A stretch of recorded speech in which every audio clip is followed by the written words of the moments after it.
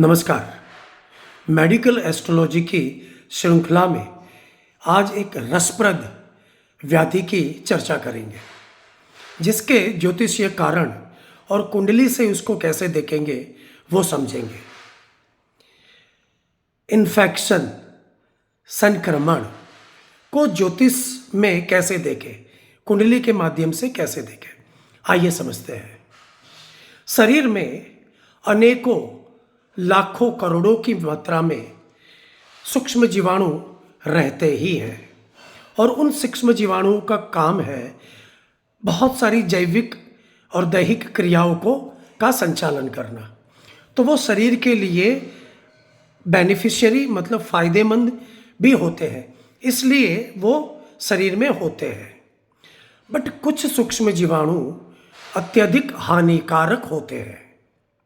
Bacteria, fungus, virus, corona virus जिसको हमने देखा कि विश्व में हाहाकार जिसके कारण मच गया, और पैरासाइट्स। तो ये जो सूक्ष्म जीवाणु जब हानिकारक हो और ऐसे हानिकारक सूक्ष्म जीवाणु शरीर में प्रवेश कर जाते हैं और इतनी अत्यधिक मात्रा में शरीर में बढ़ते हैं कि जिसके कारण शरीर को व्याधि तकलीफ देने लगते हैं, और उसी को मेडिकल भाषा में संक्रमण या इन्फेक्शन कहते हैं। आमतौर पे जब ऐसा हानिकारक जीवाणुओं का शरीर में आक्रमण होता है, तब हमारे शरीर की एक रचना है जो ही उस हानिकारक जीवाणुओं को रोक देता है या मार देता है, जिसको हम इम्यूनिटी या रोग प्रतिकारक शक्ति भी कहते हैं। पर जब रोग प्रतिकारक शक्ति से संक्रमण, इन्फेक्शन या हानिकारक जीवाणु जब हावी हो जाते हैं, तब ये मात्रा कंट्रोल में नहीं आती है और इसको हम मेडिकल यानी दवाई या बाकी ट्रीटमेंट के द्वारा ही इसका हल निकाल सकते हैं। आइए इसको समझते हैं एस्ट्रोलॉजिकली कैसे देखेंगे। तो इन्फेक्शन, संक्रमण को छठे भाव से देखना पड़ता है और इसका कारक ग्रह चंद्रमा बनते हैं। क्यों?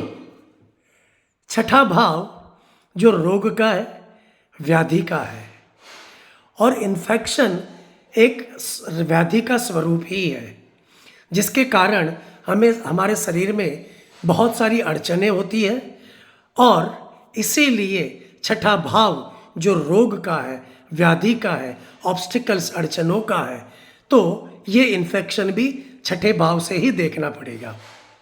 कारक चंद्रमा क्यों? तो जो हानिकारक जीवाणु जो होते हैं, उनके बढ़ने की जो रफ्तार होती है शरीर में प्रवेश करने के बाद, और इनका जो कद होता है, और बाकी बहुत सारे गुण जो है वो चंद्रमा से मिलते जुलते हैं।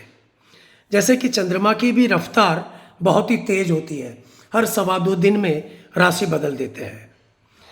तो जब अशुभ चंद्रमा, पाप ग्रह बना चंद्रमा छठे भाव, रोग के भाव से संबंध बनाता हो, तब वो शरीर में इन्फेक्शन या संक्रमण की परिस्थिति पैदा कर देता है। और वैसा चंद्रमा शरीर के जिस हिस्से से जुड़ेगा, जिस अंग से जुड़ेगा, उस अंग को संक्रमित कर देता है। जैसे कि अगर लग्न से जुड़ गया, जिसको हम हमारा सिर कहते हैं, माथा कहते हैं, तो मेनिंजाइटिस नामक बीमारी देता है, जो इन्फेक्शियस डिजीज है।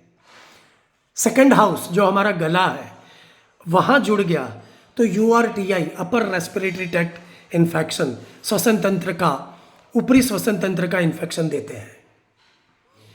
फेफड़ों के थर्ड हाउस से जुड़ गया तो न्यूमोनिया नामक व्याधि, इन्फेक्शन पैदा कर देते हैं। पंचम भाव जो पेट का है, टाइफाइड जो होता है, वो भी एक प्रकार का इन्फेक्शन ही है। तो वो पंचम भाव से जब ऐसा चंद्रमा जुड़ जाए तब देता है। और छठे भाव में आंतों की इंटेस्टिनल इन्फेक्शन भी हमने बहुत ही कॉमनली देखी है। तो जब छठे घर से चंद्रमा जुड़ जाए और वो ज़्यादा ही अशुभ बना हो, तो इस प्रकार का इंटेस्टिनल और बाकी कई प्रकार की ऐसी इन्फेक्शियस डिजीजेस शरीर में देता है।